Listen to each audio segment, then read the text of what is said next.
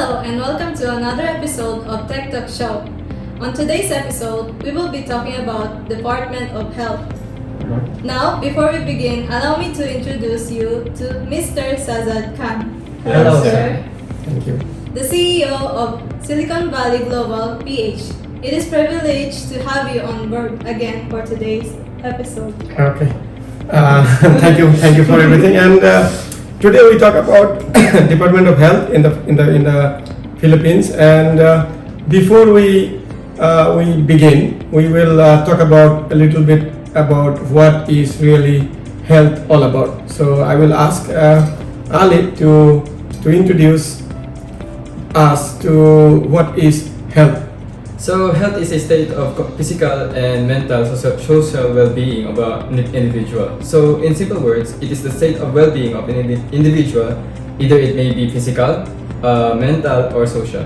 So it has a three state. Yes. So it has physical state, it has mental state, and Social. it is a social state. So what do you mean by physical state? Physical state, so like our bodies, when we exercise, it's for our well-being. Then for the mental, of course, our emotions, if we feel happy, sad. Then for the social, of course, we need it's and health as well, since we need to communicate with other people as well. Okay. So you are right, and the Department of Health in the Philippines are the one who is controlling our country's health system. So today we'll discuss about Department of Health. In the Philippines we call DOH. So what is the DOH in the Philippines? Isha. Okay. It's government that helps the people. So it's a department of the health. Yes. Executive branch of the government, basically, which control the whole Department of Health. And today we talk about Department of Health and its under organizations or bureaus. So I will go with Ali again. That what are the common? There are a lot of bureaus basically under the Department of Health, and Department of Health is connected. As this is an executive branch again of the government, so these are connected to many other government agencies, including even the Department of Health directly connected to the presidential office. So the secretaries of the Department of Health, DOH secretary called, is connected. So he report to the president directly every meeting in the Malacanang. And for the Department of Health, there are number of branches, and some of the branches are very important and some of the branches are related to less important. So we will go for the important branches of the Department of Health today. So one of them is The first one is Bureau of International Health Cooperation, or BIHC. Mm-hmm. Then another one is Bureau of Quarantine. Then Epidemiology Bureau, or and FDA, or Food and Drug Administration, and Health Policy Development and Planning Bureau, HPDPB, and Knowledge Management and Information Technology, or IT. Then we have Pharmaceutical Division, or PD, and we have Philippine Blood Center, which is by Philippine Red Cross, or PBC. Then Legal Service, and that's all. Some other hospitals. Yeah, that's more. And Department of Agriculture basically they streamline the hospital system and the health system in the Philippines, which is connected to government hospitals. So all the government hospitals is under Department of Health, and at the same time there are other corporate, they call it corporate hospitals. So these are the corporate hospitals that are directly connected to the Department of Health. So what are those corporate hospitals? Ali, Atif. Okay, Ali. So we have Lung Center Philippines, or LCP, Philippine Heart Center, then National Kidney and Transplant Institution, then of course Philippine Children Medical Center. So most of this basically are in Quezon City and near to Circle. Anyway, so this for today's episode we'll not talk about so much on deeply about the health and other things. We'll just talk about a a basic about the health system in the Philippines. The Department of Health initially controlled the Philippines health system, and we are during the COVID time, what problems we got, and what was the issues with Department of Health, and what are the policies was not done properly. So what do you think as a citizen of the Philippines when the COVID hit and our health system get overwhelmed? What do you think that the problems that the government faces in the Philippines?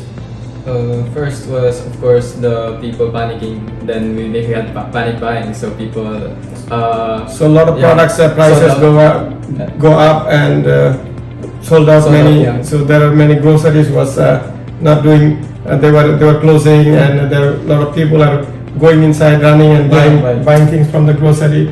They are trying to buy all the alcohol in. And there was a joke, then alcohol pricing in the COVID-19 that you could trade an iPhone for an alcohol. people are panicking basically. So of course, because of the outbreak, and this outbreak is like every centuries we see some types of outbreaks from the nature rather. And this outbreak, we are somehow connected to that outbreak that happens in COVID-19 and in 2020 basically, right? So in 2020, I will give you a little bit heads up. On 2020, when the COVID-19 hit, and we got into a lot of trouble basically. We have problems of going out of our house. We have problem buying foods, buying medicines. Things are closed, and the banking system was down. So initially, the government was really trembling and trying to fix all those issues, and of course, Department of Health, the doctors, the nurses, because of the panic and of course the fear of death, because a lot of people was dying, and there was no vaccine of this outbreak during those times. So there are a lot of hospitals and clinics goes overwhelmed with the patients, and people were really panicking. So let's go never mind about the COVID-19 right now, and we are moving ahead on the departments that is necessary for our Department of Health. So what are the most important departments in Department of Health? So first one is FDA, I think. FDA, Food and Drug Administration. So what is the FDA? Okay. What is the FDA? Is the Food and Drugs Administration, right? So the Food and Drug Administrations are basically connected with FDA in the US, or rather it's a chain basically. So it's connected to every countries. Every countries has their own food and drugs division. Some countries they call it FDA, some countries may call something else, but in the US they call also FDA. So the work of the FDA is to make the policies for the medicines, to give the licenses, to create the policies and streamline all the things. So they're the one who give you license if you can sell a medicine, or if you can import a medicine, or you can produce a medicine, or beauty products, or any other food products rather, including your noodles that we have been having trouble lately. So and it's a division where all the policies are made. And lately, basically, we have a company. The reason why we know a little bit, we have a company called Global Biotech Pharmaceuticals Incorporated Philippines. So on the global, when we apply for licenses during the COVID time, we got a lot of trouble with because before COVID time, I believe our system in the Philippines health system was not very automated. So when the COVID hit, we tried to get our licenses, we tried to import medicine, but we got a lot of trouble. We did not find people are working from the hospital, they're on leaves, they're working from home, they're on leave, and they're not very much working environments was not there. So we got a lot of trouble of getting our licenses done, getting our LTO, we call it license to operate, and even importation was pretty critical. So we see when a country, a system get breakdown, it takes a lot of time of the country to recover or to put things together. So one of the bureau under the DOH is Bureau of Quarantine, right? So what Bureau of Quarantine does? So it's just formulates laws and regulations for quarantine or lockdowns. Right. In simple words. So in Bureau of Quarantine, basically, like when I came in the Philippines, I was a student. So when a foreigner comes in, so they need to have a quarantine certificate. So the quarantine certificates, the way they do it, they do some tests, including physical tests and some other tests that you might bring into this country some very dangerous diseases rather. So that's the reason why it's being done. At the same time, also when you get out from the Philippines or go out from the Philippines for work and for other things, this is also a part that you have to go through for you to go to the other country for a work or for other things. So when you leave a country more than 30 days, like in the Philippines, when you leave more than 30 days, you need to have the Bureau of Quarantine certificate to renew your visa and all other things. So Bureau of Quarantine is part of it. So we got a trouble with our when we have the vaccines, we got a trouble with our Bureau of Quarantine, the department, the LGUs, that they were basically fighting over who control the vaccine certificate. So of course DICT being a technology side of the government branch, the DICT saying they own they should be the one who should be owning the vaccine servers certificate. Yeah. Yes. Then the Department of the LGUs are saying no, we are the one who own the government. The local peoples. So we are the one who is making the vaccines. We are doing all those. So we should control the certificates or the servers. So what do you call that vaccine certificates in the Philippines? So they name it backsat. So the backsat is the one.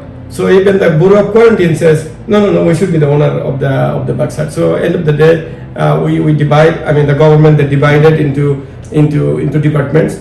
So whoever LGUs who are connected with the local government, their database can be accessed by the LGUs.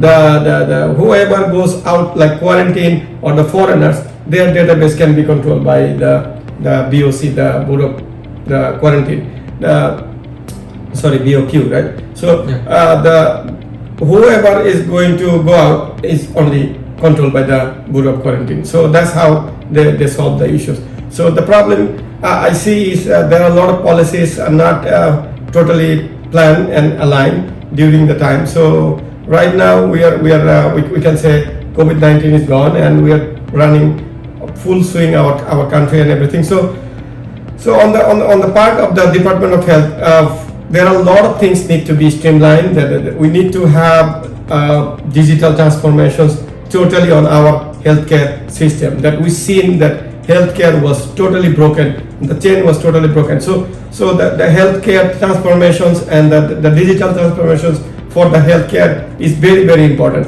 On the today's episode, and on the basic knowledge, before we go for the other things, we will talk about the healthcare transformations or digital transformations on the healthcare. So what do you think, Ali, that we should be doing on that one?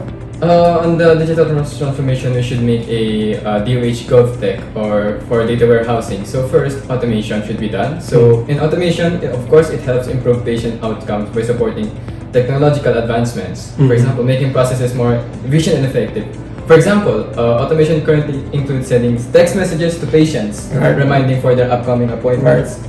Then another one is AI-based R&D or research and development for accuracy, of course, because errors are inevitable when hardware and software aren't designed with the needs of the end user's mind. Reduce error means reduce cost as well. So, and better patient outcomes. Then another one is automate all bureaus under DOH and host the data to DOH. The benefit would be security and privacy, of course, because data security is a vital component of your credibility and reputations, and it is privacy of the patient's healthcare records as well. Definitely, yes. Then another one is automation of policies and guidelines. Then another one is connect all hospital clinics to a DOH big data or the data warehouse. So as stated, IT enables health practitioners to store and retrieve data relating to patients' health records. This could also make seamless collaborations between doctors and nurses, which should always have access to the information they need to provide to best possible care for their patients. Okay, that's very good. Basically, so the most important part is for the Department of Health is to create a GovTech. That GovTech should be a centralized database hosted in the Department of Health, where is, I mean, the executive branch, from where all the data will be connected to its sister concern, or you can say that the departments that is under this Department of Health. So, for example, if FDA has any types of example, what FDA does, they do give you the certificate for, like, let's say 2 years or 3 years certificate for certain drugs. So the DOH will be circulated with the expirations of these certain companies or certain drugs that we have, for example. Then DOH should be automatically connected to the FDA, and FDA will be also connected to DOH to have these things connected, connected properly, and from there we can have this medicine where it goes to the supply chain. So the supply chain, or rather the what do you call this, the pharmacy. So pharmacy and the supply chain and the government hospitals, it goes there. So we see in the future, in the past, that we have a lot of problems on some suppliers. They change the date of their medicines that is being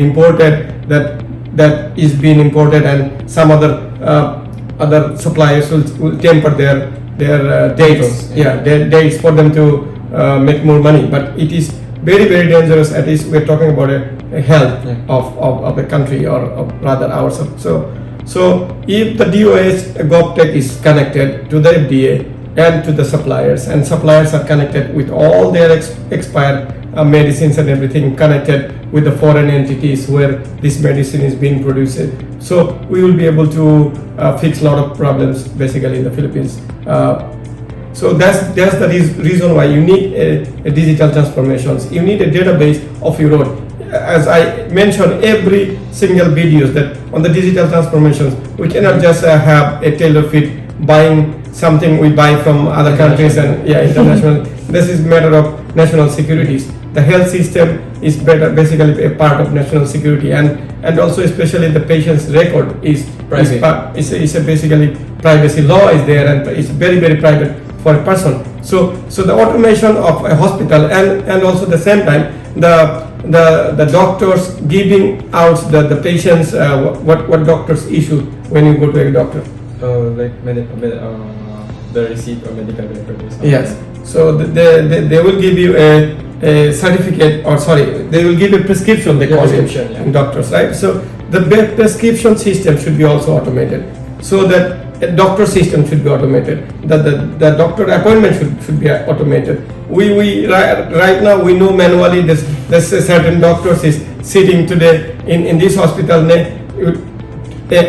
Monday, then Tuesday you cannot find the same hospital doctors because we cannot see where it goes. So those things and everything else will be connected to a chain that can be a digital transformations for our country. Our president talked about digital transformation, but I believe that we should start with atom, meaning we should start with every single government offices need to develop their own platforms and need to streamline their artificial intelligence, their automations, their big data and everything else. So that is basically what we should be doing on our every single department of the government, including the Department of Health. So what are the other technology that or rather the machineries that can help our to transform digitally to our health systems? So we first have 3D printing, of course. 3D printing has been around for some years in many fields, of course. 3D, of course, like prosthetics for your arm when you have fracture. That's one way to use 3D printing. Then artificial organs, of course, like these days the technology has advanced. So, but for operational organs, the patient's immune system will not be rejected. That's called bioprinting. Then robotic surgery for adds control and precision, so it will not have errors in the patient's life. And health wearables for, like, let's say, fitness tracker to track your heart rate and the pace. Then let's say how many calories you burn.